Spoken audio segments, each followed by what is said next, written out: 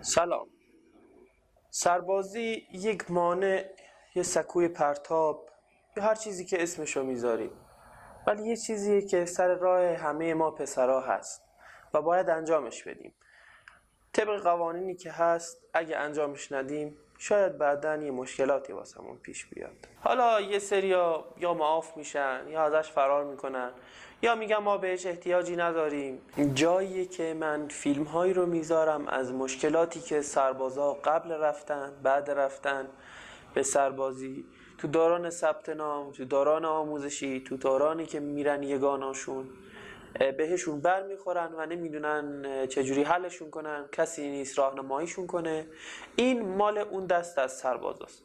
پس اگه نمیخوای بری سربازی یا معاف شدی یا هر چیز دیگه ای، این کانال، این فیلم به درد شما نمیخوره.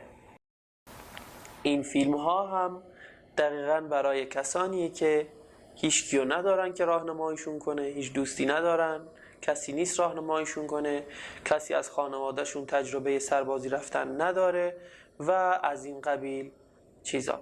همراه من باش، ما رو فالو کنید، سابسکرایب کنید، به دوستاتون معرفی کنید تا اونا هم هیچ مشکلی نداشته باشن. چون من خودم شخصا یکی از اون آدما بودم که توی همه دوره‌های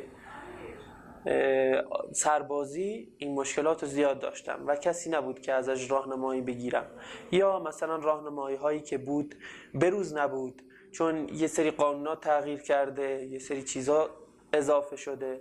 قبلا رفته بودن سربازی نمیدونستن چی به چیه و